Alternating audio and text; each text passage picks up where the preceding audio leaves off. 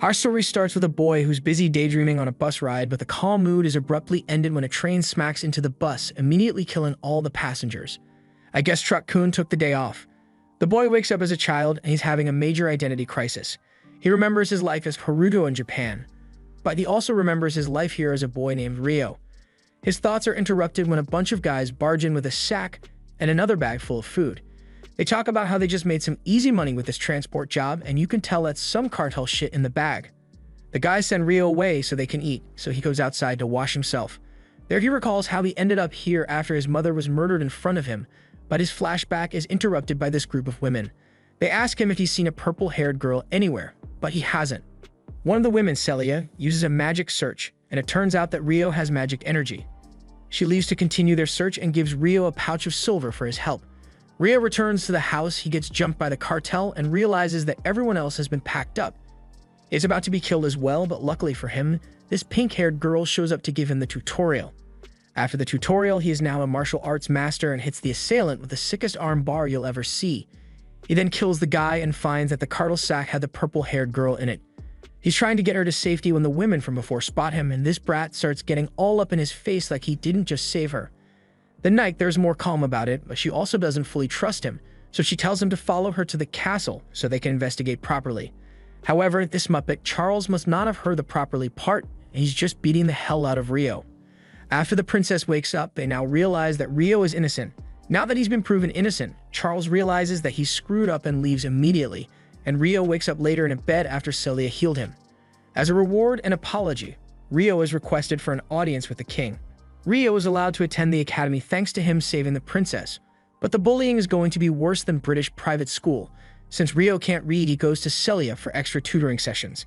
Celia is only 12 years old, yet she skipped a bunch of grades and has already graduated high school, so she's quite the intellectual. She begins teaching Ryo how to write, but she is shocked when Ryo is able to do simple multiplication. However, Ryo was a university student in his past life, meaning he has already witnessed the horrors of integral calculus, so multiplication isn't much of a challenge. The class is having a training period when the instructor takes an interest in Ryo and tells him to spar for a little. Ryo also practiced the sword in his past life, so he is able to impress the instructor, but the other students are upset by this. The only thing worse than having a loser in your class is having a loser that is actually better than you. The exams roll around and this one guy is sweating, but Ryo is just taking the test like it's nothing, and he ends up getting the best score in the class alongside the princess. Lami over here can't accept that Ryo was first despite Celia's confirmation. If the word of the one who gave the exam is not enough to convince him, I don't know what will. Ryo is happy that he did so well, but now the bullying is going to go up a notch, maybe even Catholic school level. Though he thinks he'll be able to manage it since he has Celia for support. Celia agrees and says he can come to her anytime he has a problem, and she'll hold him to her chest to help. But Ryo is like, what chest? Some time has passed, and the students for the night competition are being selected, and Blondie still can't accept that he's worse than Ryo. Ryo spends most of his time with Celia, who puberty hasn't been generous to, while Ryo is over here with his 6-foot energy. Celia asks Ryo what he intends to do after he's graduated, and he says he intends to leave the country. He's going to go to the Yabuma region, which is where his parents are from. The day of the night competition arrives, and by chance Ryo's opponent is Charles. Charles got demoted because of his actions that day, and he plans to take out his frustrations on Ryo. But Ryo is no pushover, and Charles loses to him while he is only a student. Charles is about to blow a head gasket, but he is forced to leave, and Ryo is declared the winner. Later, Charles is drinking his problems away while this guy keeps sweet-talking him. And let's see, he's got blue hair, red eyes, and he looks like a vampire. This guy is definitely evil. Later, Celia is looking for Ryo, and she finds him while he's in the middle of receiving a confession letter. A while later, the students are having a magic class, and Blondie is absolutely beaming that he finally has one-up on Ryo since he can't use magic. Celia then asks him to demonstrate his magic capabilities if he is so well adept with it. The two perform a lighting spell, but is nothing special, and Celia tells them as much. She then proceeds to show them just how much there is left to learn, and they are all amazed. All except for Ryo, who, while he can't use regular magic, can still recreate spells of similar nature. After the class, Stuart tries to get close to Celia, but his advances are shot down. Since he has no game, he gets angry at Ryo, who has been getting confessions left and right since his victory in the tournament, but he isn't falling for the bait and just goes along with his rant. Later, the class is having a practical exam which will determine their final grade for the year. Blondie apparently bribed his way into some information about the course and the quickest way to get to the finish, And as expected, they give Rio the worst possible job. The group seems to be doing fine at first, and Mr. Suspicious over here is just watching them, but when they think they've reached the goal, they find themselves at the edge of a cliff. Blondie now realizes that his map was a scam. See, this is why you don't buy maps in a dark alleyway. They start panicking about what to do, but then things get worse and they are attacked by a group of orcs. Then Stuart gets struck in the leg, and in true Wuss fashion, he starts wailing to everyone that it hurts. He ends up bumping into the princess and she was flying off the cliff. Rio jumps out to save her and pushes her back to safety while he falls to the forest below. The group manages to barely defeat the orcs, and Stuart starts trying to blame Rio for the princess's fall. But now isn't the time to look for a culprit. They try to leave the forest, but they are once again attacked, and this time by a minotaur. To put it simply, their goose is cooked. Their magic is ineffective and their fighters have been whooped. Princess Flora is trying to revive one of her classmates when she's about to get put in a body bag. But Rio comes back just in time to save her. Even Rio doesn't know why he came back to save her, but he's here now, so he might as well defeat the monster. He's struggling a bit, but he does indeed defeat the monster, and then just walks into the forest. Later, Celia overhears that the royal family intends to blame Rio for everything that happened, even though they know that he had nothing to do with it. Rio later comes to visit Celia in her room, and he tells her that he's going to be leaving the kingdom since he's about to be framed. She doesn't want him to go, but she agrees that he'll be in danger if he stays. Rio has fled the royal capital to the next town over since his mugshot makes it difficult to buy things in the capital. He's in Amanda, a town with plentiful food reserves, and he even finds a stand that's selling noodles. He wonders if there was anyone else from Japan, but he can't find an answer, so he stops thinking about it. He asks if he can buy noodles in bulk, but the vendor tells him that he can't get that here. He instead directs him towards the Merchant Guild, where he will find all the stock he's gonna need. He gets to the guild and is greeted by the blue-haired Loda, who asks him to take off his weapons due to company policy. She will be assisting him with his purchases, so they go around the guild and shop. Later, Loda has collected everything that Rio had asked for, but it is quite heavy and she is concerned that he won't be able to carry it. And not to worry, Rio is jacked. Rio continues on his journey, but he notices a child in the middle of the road. He tries to help, but he gets a poison needle shot at him in the process. He's now been poisoned, but he isn't going to let that stop him. The girl states that she's going to kill him, and as they battle, Rio notices that she is a beast person and way faster than anyone he's ever met before. But the beast girl is also surprised by his speed. Rio has now judged the girl's ability, and he proceeds to lay on the disrespect. He sheaths his sword and straight bodies this girl and then pins her to the ground. Now that she's been beaten, she starts to cry for her mother since she thinks he's about to kill her, leaving Rio with no choice but to knock her out for now. After she's out, Rio notices that she is wearing a slave collar, so he removes it. The girl's name is Latifa, and Train Kun went for the double kill since he got her too. She woke up in this world as a slave, and even worse, her master was the Wuss. She finally wakes up, and Rio tells her if she tries anything violent, then he'll kill her. She agrees to stay quiet, and Rio shows her that he took off her collar. She's finally free to do whatever she wants, but realistically, if she stays here, she's going to end up as a slave again. So he tells her to go into the forest to go find some other beast people. He then leaves, but Latifa keeps following him, and she ends up asking to follow him. But I mean, you just try to kill the guy, so it's understandable that Rio doesn't trust her. She's desperate, so she offers to have Rio put the slave collar on her, but he doesn't want to become a slave owner, so he just agrees to let her join him. The two then travel to the beast people, and as they get close, they set up camp, and Rio uses magic to help Latifa sleep peacefully. However, trouble's afoot. Rio is being ambushed by the beast people, and they use a light to blind him. Rio is trying to be reasonable and talk this whole situation out, but the winged girl doesn't seem interested in listening. They are going to at least hear him out at first, but after they find Latifa in his tent, they go back to their original plan and jump him again.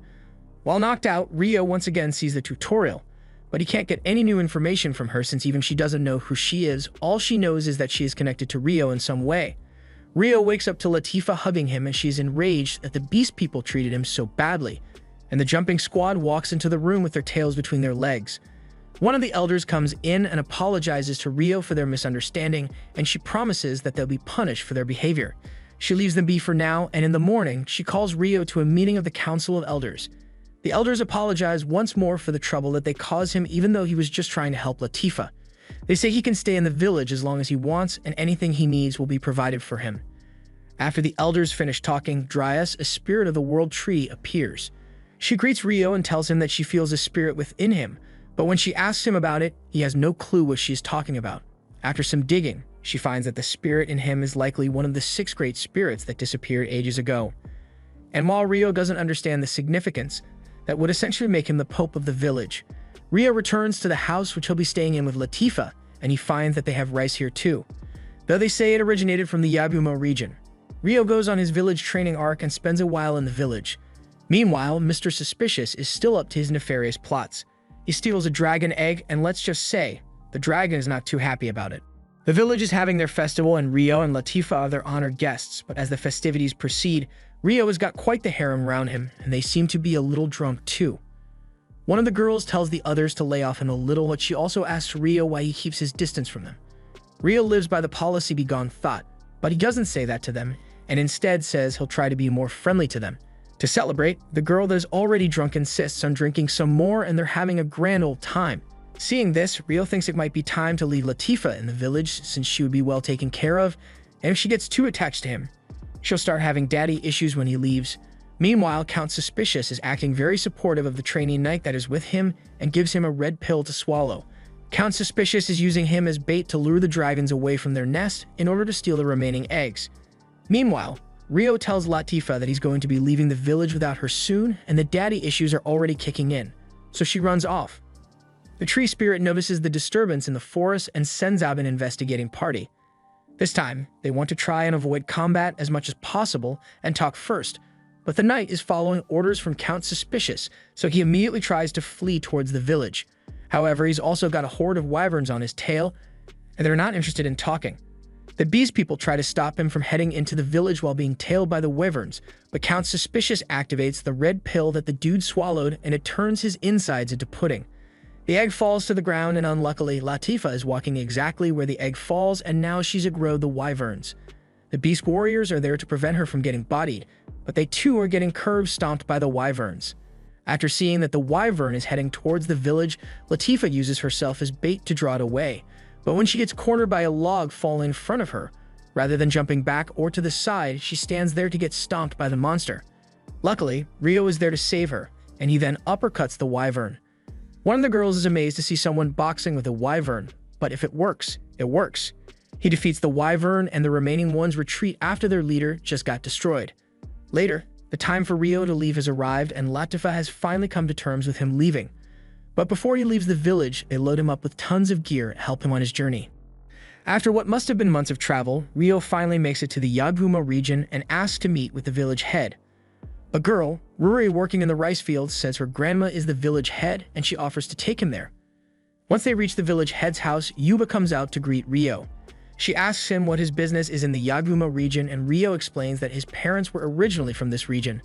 Once Rio mentions his parents' names, Yuba tells the other girls to leave them be, since this story is a bit personal. She reveals that she knows his parents and that Rio is her grandchild.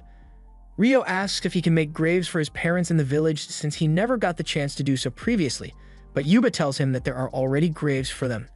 As they visit his parents' graves, Yuba promises to keep his lineage hidden from the other villagers for the time being. The next morning, Rio wakes up and is about to head out to help with the village work. But then Ruri comes out nearly naked and flashes Rio. What a great first impression for your cousin.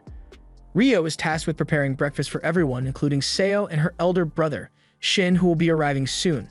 As the other two arrive, Shin asks who the hell Rio is supposed to be, and Yuba introduces them. Shin seems a little abrasive towards Rio at first, but after he's done eating, his impression of Rio has improved. Yuba asks Shin to take Rio to Dola to help with the hunting, and while Shin now likes Rio, he doesn't think he'll be able to handle it since he looks rather delicate. Yuba tells him not to worry about it, and Rio goes hunting with the group. But as expected, Rio solo carries the squad, and while he never said it, Shin definitely felt like a noob here.